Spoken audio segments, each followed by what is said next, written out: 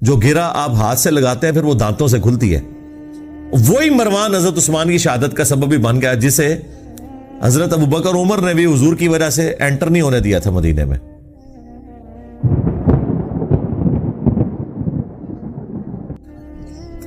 اب آپ دیکھیں کتنا بڑا ظلم ہے. جو لوگ بھی اس ٹاپک کے اوپر بولتے ہیں نا، چونکہ انہوں نے بنو امیہ کا دفاع کرنا ہوتا ہے، تو آپ دیکھیں گے یہ جتنے بنو امیہ کی چاکری کرنے والے لوگ ہیں، خواہ وہ مکاری سے کر رہے ہوں جس طرح علماء دیوبند ہیں، علماء وہابیہ ہیں اہل حدیث، یا علماء بریلویہ، چاہے اپنے بھول پان میں کر رہے ہوں جس طرح کے ڈاکٹر اسرار صاحب، یہ دونوں بنو امیہ پہ پردہ ڈالنے کے لیے ہمیشہ کہتے ہیں کہ مسلمانوں پہ فتنوں کا آغاز حضرت عثمان کی شہادت تھی، تاکہ وہ کربلا کا رخ کسی اور طرف موڑ دیں. کربلا کے پیرلل میں انہوں نے حضرت عثمان غنی کو کھڑا کیا ہوا ہے.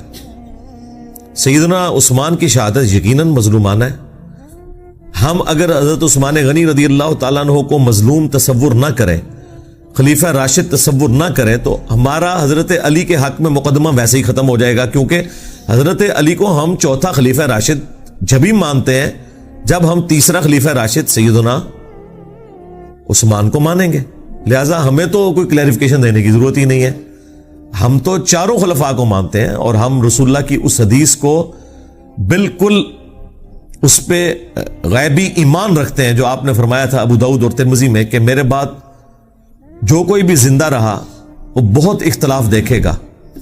اس اختلاف کے دور کے اندر علیکم بسنتی وسنت الخلفاء الراشدین المہدیین، تم میری سنت اور میرے خلفاء راشدین کی سنت کو مضبوطی سے پکڑ لینا اپنی داڑھوں سے، اور دین میں نئی نئی بدعتوں سے بچنا. یہ بدعتیں گمراہیاں ہیں اور یہ گمراہیاں جہنم میں لے جانے والی ہیں. اب نبی الاسلام نے خلفاء راشدین کے جو مخالفین ہیں یا ان کے دور کے اندر جو ان کی مخالفت پہ کھڑے ہونے والے لوگ ہیں، بشرطے کہ وہ خلفاء ان کے اس اختلاف کو صحیح نہ مان لیں. اگر وہ خود مان لیں کہ یار یہ ہماری جو مخالفت کر رہا ہے یہ بندہ ٹھیک بات کر رہا ہے، وہ تو الگ بات. لیکن جہاں پہ خلفاء کی جنگیں آ جائیں یا مخالفت اس لیول پہ آ جائے، وہ پھر معاملہ الگ ہے. تو نبی الاسلام فرمایا کہ تم نے میری اور میرے خلفاء راشدین کی سنت کو لازم پکڑنا ہے. اس لیے دیکھیں کہ ہم حضرت ابوبکر صدیق رضی اللہ تعالیٰ عنہ کے مقابلے پر منکرین زکوٰۃ کو، مرتدین کو نہیں درست سمجھتے. سیدنا عمر کے مقابلے پر رومنز اور پرشینز کو نہیں درست سمجھتے. سیدنا عثمان کے مقابلے پر بلوائیوں کو، جن میں سے اکثر صحابہ ہی تھے، ان کی اس ایکٹیویٹی کو جو انہوں نے حضرت عثمان کو شہید کر دیا. اب بیچ میں ظاہر ہے کہ وہ اسپیسیفکلی بندہ کون ہے وہ تو بے نظیر کے قاتلوں کا بھی نہیں پتا چلا، جبکہ اتنے کیمرے موجود ہیں. تو اس وقت تو کوئی کیمرے بھی نہیں تھے، نہ علم غیب اس زمانے میں ہوتا تھا، یہ تو بعد میں دریافت ہوا ہے نا.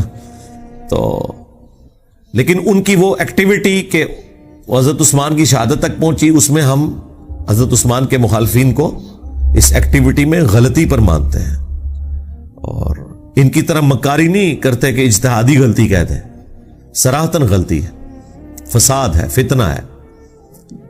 لیکن حضرت عثمان اتنے اپ رائٹ تھے کہ بخاری میں 695 نمبر حدیث ہے، جب ساتھیوں نے پوچھا کہ نماز ہمیں فتنوں کا امام پڑھا رہا ہے اور ہمارے امام آپ ہیں، آپ محصور ہو چکے ہیں اپنے گھر میں، اب ہم نماز اس مسجد میں جا کے پڑھیں یا گھر میں ہی پڑھ لیں.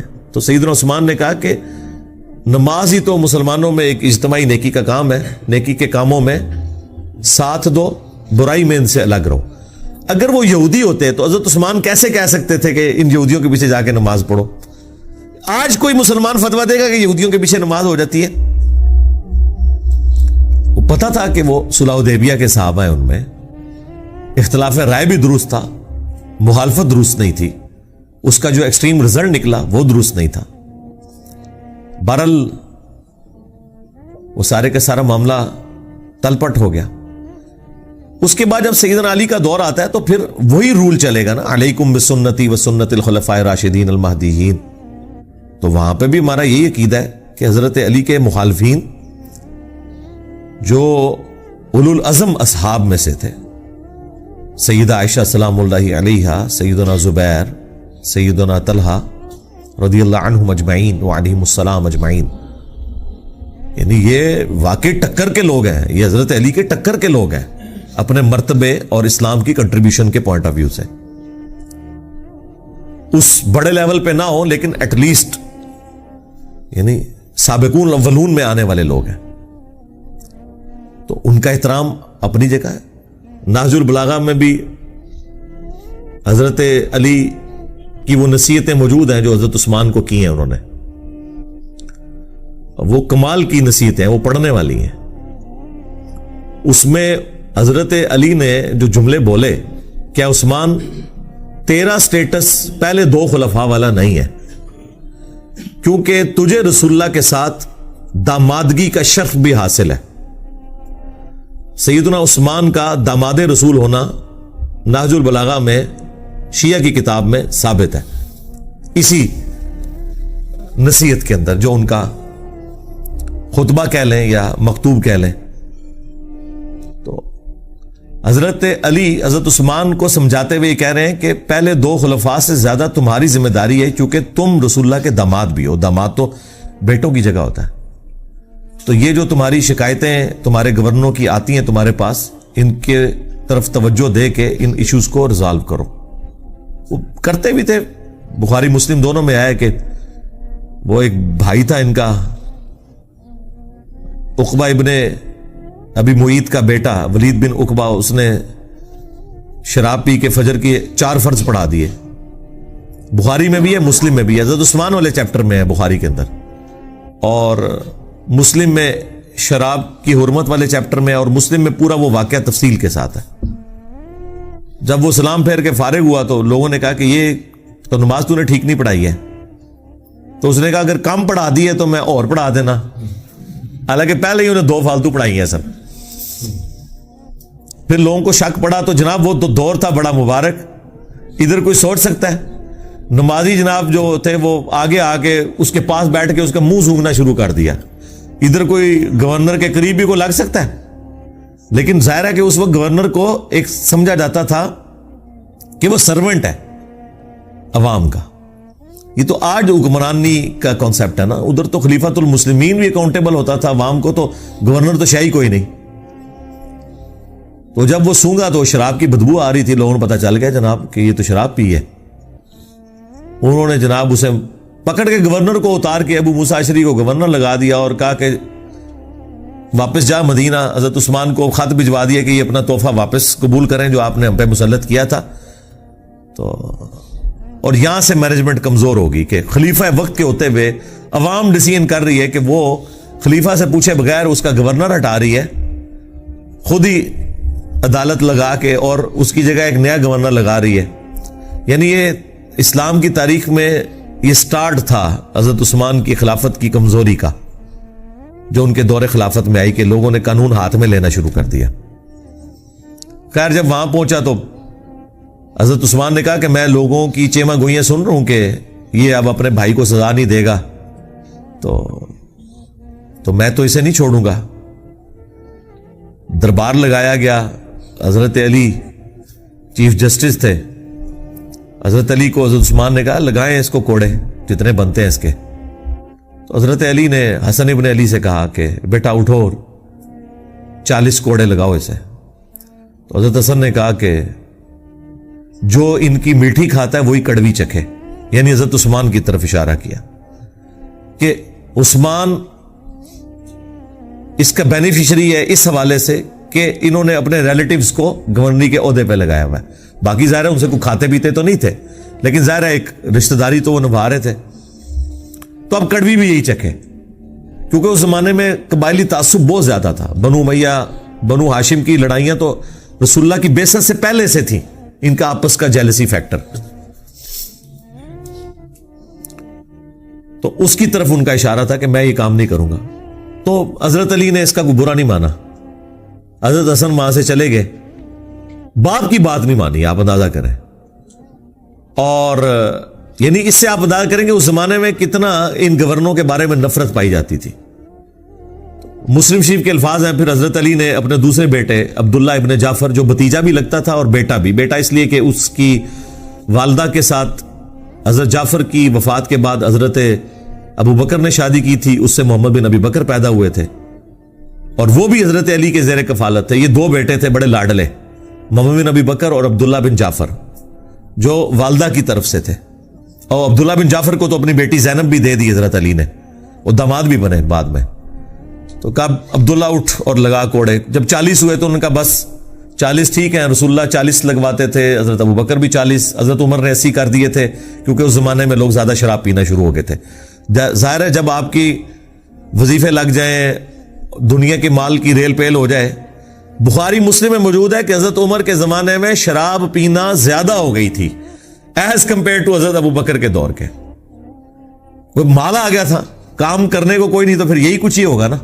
تو حضرت عمر نے اس کی سزا تعزیراً حضرت علی کے مشورے سے بڑھا کے 80 کوڑے کر دی۔ وہ قرآن سے ڈیڈکٹ کی تھی کہ جو کسی عورت کے اوپر تہمت لگائے اس کی سزا 80 کوڑے ہے، سورہ نور میں۔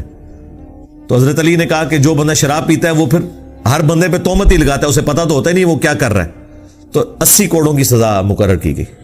یہاں پہ بھی حضرت علی نے 80 کوڑے لگوا سکتے تھے حضرت عمر کی سنت پہ عمل کرتے ہوئے، لیکن کہا بس 40 بہت ہے، ٹھیک ہے، معافی کر دی۔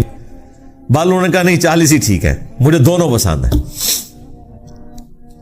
اس سے آپ کو ذرا تھوڑا اس چیز کا اندازہ ہو جائے گا اس زمانے کے اندر جو معاملات چل رہے تھے۔ تو بیسیکلی یہ سارا کام بنو امیہ کے گورنروں کی وجہ سے بگڑا، جس کی وجہ سے حضرت عثمان بھی پھر شہید ہو گئے۔ تو اس لیے امت کا پہلا فتنہ جو ہے وہ حضرت عمر کی شہادت ہے،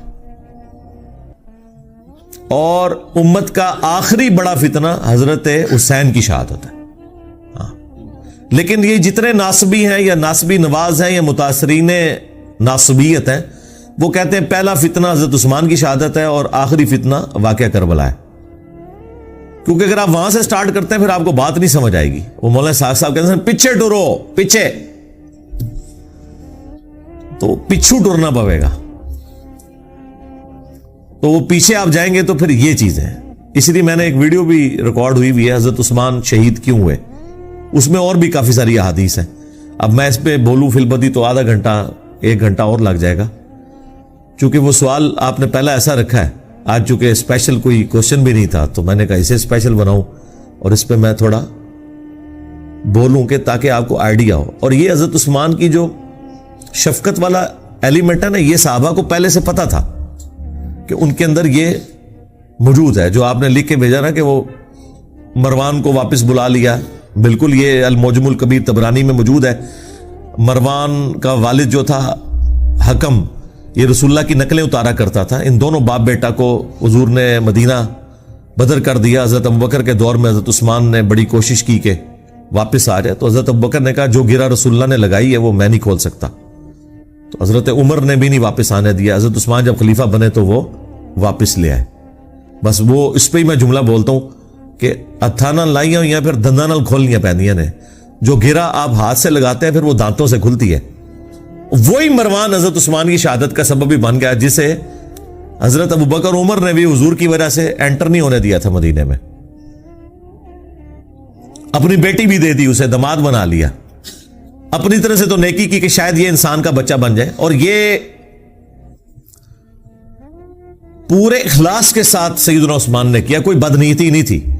دیکھیں ایک بندے کا پورا ٹریک ریکارڈ ہے جس کی پوری زندگی قربانیوں سے عبارت ہو، کسی ایک خاص موقع پہ جا کے وہ کچھ مس ہینڈلنگ کر دے، یہ امپلائیڈ ہوتا ہے کہ وہ مس ہینڈلنگ کو آپ نے اس کی پوری زندگی کے کریکٹر میں سمجھنا ہے، نہ کہ یہ کہ اس ایک مس ہینڈلنگ کی بنیاد پہ آپ اس کی اسلام کے لیے خدمات کو 0 سے ملٹیپلائی کرتے ہیں۔ یہ رافضی کرتے ہیں کہ وہ حضرت عثمان کے چند ڈیسیژنز کو لے کے ان کی پوری زندگی کو اس سے 0 سے ملٹیپلائی کرتے ہیں۔ ہم پوری قربانیاں ان کی دیکھتے ہوئے یہاں پہ مس ہینڈلنگ کو سمجھتے ہیں کہ یہ ان کی شفقت کا ایک ایلیمنٹ تھا، اور میں اس کو پرسنلی خود سمجھ سکتا ہوں۔ میرے اندر بھی یہ والا ایلیمنٹ ہے کہ میں ٹالریٹ بہت زیادہ کرتا ہوں، اس کی وجہ سے بعض اوقات اپنے اسٹوڈنٹس کی گالیاں بھی کھانی پڑتی ہیں، لیکن میری کوشش ہوتی ہے اگر کسی کو ڈھیل دی ہے نا، این ممکن ہے کہ وہ پلٹ آئے۔ اگر اس کے اندر کوئی آپ سمجھ لیں حق کا مادہ موجود ہے، لیکن اس کے باوجود اگر وہ بار بار اس طرح کی وہ ایکٹیویٹی پرفارم کرے، پھر میں ظاہر ہے کہ صرف نظر نہیں کرتا، پھر میں حضرت عمر کی طرح سخت ہو جاتا ہوں. لیکن پہلے حضرت عثمان والی نرمی میرے اندر موجود ہوتی ہے اپنے ہر اس اسٹوڈنٹ کے لیے جس کے لیے میں چاہتا ہوں کہ یار اس کے اندر کوئی اصلاح کا معاملہ ہو سکتا ہے. اب مجھے وہ تفصیلات بتانے کی ضرورت نہیں، نہ عام بندوں کو اس کی ضرورت ہے، وہ ہمارے مینیجریل ایشوز ہوتے ہیں. لیکن جب ونس مجھے کلیئر ہو جائے نا، کرسٹل کلیئر، پھر میں حضرت عثمان والا ایٹیچیوڈ نہیں کرتا. شروع میں رکھتا ہوں، بعد میں پھر حضرت عمر والا ایٹیچیوڈ. سیدھی سی بات ہے، پھر والی بات نہیں ہوگی. تو یہ مروان ہی پھر اسی نے مور لگائی تھی، آپ کو پتا ہے. محمد بن ابی بکر اور 300 ساتھیوں کے قتل کا فتویٰ لکھ دیا تھا جب مصر کے گورنر کی شکایت آئی تھی. تو حضرت عثمان نے تو یہ لکھوایا تھا کہ وہ گورنر معزول اور محمد بن ابی بکر گورنر، اور مروان نے خط میں لکھا کہ جیسے ہی یہ پہنچے ان ساروں کو قتل کر دو، اور خط لادہ سے حضرت عثمان کی مور لگا کے بھیج دیا. وہ تو راستے میں جب وہ ایک گھوڑ سوار جا رہا تھا تو محمد بن ابی بکر کی نظر پڑ گئی، وہ بڑے شارپ تھے. انہیں کہا کام پہ ہے ساڑھے نال، منو نہ منو، اس کو پکڑا دو. خط نکل آیا. پھر وہ سارے واپس آ گئے. حضرت عثمان کے گھر کا گھیراؤ کیا 40 دن تک، پانی تک بند کر دیا. تو وہ غصہ تو وہ صحیح نکال رہے تھے، لیکن جو ایکٹیویٹی پرفارم کر دی وہ بہت ایکسٹریم تھی. اور دوسری طرف حضرت عثمان کی بھی شرافت ہے کہ انہوں نے اپنے حق میں کوئی تلوار کسی کو نہیں اٹھانے دی. ان کو تو اندازہ نہیں تھا کہ یہ پروٹیسٹ جو ہے اس لیول تک چلا جائے گا. اور وہ جو گورنر تھا مصر کا عبداللہ بن سعد ابی سرا، وہ بھی حضرت عثمان کا بھائی لگتا تھا رشتے میں، اور یہ وہی تھا جو کاتب وہی مرتد ہو گیا ہوا تھا. سنن نسائی اور ابو داؤد میں حدیث ہے. اور حضور نے 4 بندوں کے لیے فرمایا تھا کہ یہ غلاف کعبہ میں بھی چھپے ہونا، انہیں قتل کر دینا ہے. یہ بھی لحاظ نہیں کرنا کہ غلاف کعبہ کے اندر ہے کہ کعبے کی حرمت ہے، ان کے لیے حرمت بھی اٹھ جائے گی. ان میں سے ایک بندہ تھا، حضرت عثمان نے اسے اپنے گھر چھپا لیا. سنن نسائی میں ابو داؤد میں، یہ میں نے کربلا والے ریسرچ پیپر میں ڈالا ہوا ہے سب کچھ. اللہ کے حضور کے سامنے پروڈیوس کر دیا، کہا یا رسول اللہ میرے کہنے پہ اسے معاف کر دیں. اب یہ تو بنتا ہی نہیں تھا. جب اللہ کے نبی کا حکم آ گیا تو وہ تو سب سے اوپر ہے. اب حضور کو غصہ تو آیا، ناراضگی تو ہی، آپ نے اپنا چہرہ انور پھیر لیا. حضور کے غصے کا اظہار بس اتنا ہی ہوتا تھا، اور یہ بہت بڑی بات ہوتی تھی آپ چہرہ انور پھیر لیں. حضرت عثمان دوسری طرح سے یا رسول اللہ میرے کہنے پہ معاف کرتے. ٹھیک ہے، 3 دفعہ ریکویسٹ کی، آپ چہرہ پھیرتے رہے. 4تھی دفعہ حضور نے کہا چلو ٹھیک ہے. وہ جب حضرت عثمان اس کو لے کے خوشی خوشی وہاں سے نکل گئے، حضور نے فرمایا تم میں سے کوئی ایک بھی ایسا نہیں تھا جو اسے قتل کر دیتا. جب تم دیکھ رہے ہو کہ میں اپنا چہرہ انور پھیر رہا ہوں تو تم اس کا مطلب نہیں سمجھ رہے تھے کہ اس کو نہیں چھوڑنا. کاتب وحی تھا. کاتب وحی مرتد ہونے کا مطلب ہے کہ حضور کی نبوت کو چیلنج کیا اس نے کہ یہ نعوذ باللہ من ذالک، یہ سب کچھ فراڈ چل رہا ہے. جس طرح بخاری مسلم میں ہے کہ ایک کاتب وحی کہتا تھا کہ محمد کو تو کچھ پتا نہیں، جو میں لکھ دیتا ہوں وہی قرآن ہوتا ہے. تو حضور کو اتنا غصہ ہے، آپ نے فرمایا یہ مر گیا، زمین اسے قبول نہیں کرے گی. بخاری مسلم کے الفاظ ہیں، اس کو دفناتے تھے، زمین اٹھا کے پرے پھینکتی تھی. یہ معجزہ لوگوں نے دیکھا، اور لوگوں میں مشہور ہوا کہ شاید یہ رات کے وقت حضور کے ساتھی اسے نکال کے باہر پھینک دیتے ہیں. انہوں نے بہت گہری قبر کھودی، پہرا دیا، پھر لاش صبح باہر پڑی ہوئی تھی. پھر ان کو پتا چل گیا کہ بھائی یہ اس نے حضور کی نبوت کے اوپر ہاتھ ڈالا ہے. یہ ہونا ضروری تھا کیونکہ قرآن کے اوپر ہی تو سارا ایک معاملہ چل رہا تھا. اگر قرآن ہی ڈاؤٹ فل ہوتا ہے تو پھر نبی علیہ السلام کی نبوت تو سٹیک پہ لگ جانی تھی. وہ بھی کاتب وحی تھا، اور اس نے سورہ آل عمران، سورہ بقرہ حضور سے پڑھی ہوئی تھی. یہ لوگ کاتب وحی کو فضیلت کے طور پہ پیش کر رہے ہوتے ہیں. 2 کا تو میں نے آپ کو حال بتا دیا. ایک مرتد ہو کے مرا اور لاش اس کی باہر نکل آئی، اور دوسرے کو حضور نے کہا یہ غلاف کعبہ میں چھپا اسے قتل کر دینا، عبداللہ بن سعد ابی سرا.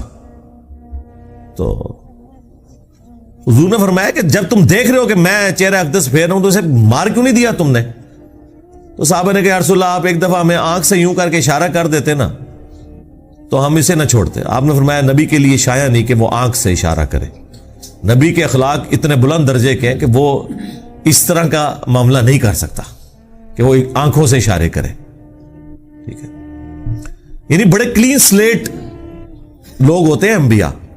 ان کے اندر مکاری، چلاکی، ہوشیاری، عقل مندی ہوتی ہے لیکن یہ والی حرکتیں نہیں ہوتی ہیں کیونکہ ان کے سٹیٹس کا تقاضا ہے. بس وہی پھر آپ دیکھ لیں اسی کی وجہ سے پھر وہ پورا معاملہ تلپٹ ہو گیا. لیکن بہرحال جب حضرت معاویہ رضی اللہ تعالیٰ عنہ خلیفہ بنے یا بادشاہ بنے اس وقت بھی عبداللہ بن سعد ابی سرا یہ زندہ تھا, لیکن یہ حضرت معاویہ کے ساتھ پھر نہیں ہوا. اللہ نے اس کی کوئی نیکی قبول کر لی, آخری زندگی اس کی بڑی اچھی گزری ہے. یہ اس کو پوری گیم سمجھ آ گئی تھی کہ یہ سارے کا سارا جال جو بنا گیا نا یہ بنو امیہ نے حکومت کے لیے کیا, تو یہ پھر گمنامی میں پھر مرا ہے, یہ سب کچھ چھوڑ کے چلا گیا تھا. باقی ہم تو رضی اللہ تعالیٰ عنہ ہی کہتے ہیں, ظاہر نبی الاسلام کی رسپیکٹ کی وجہ سے.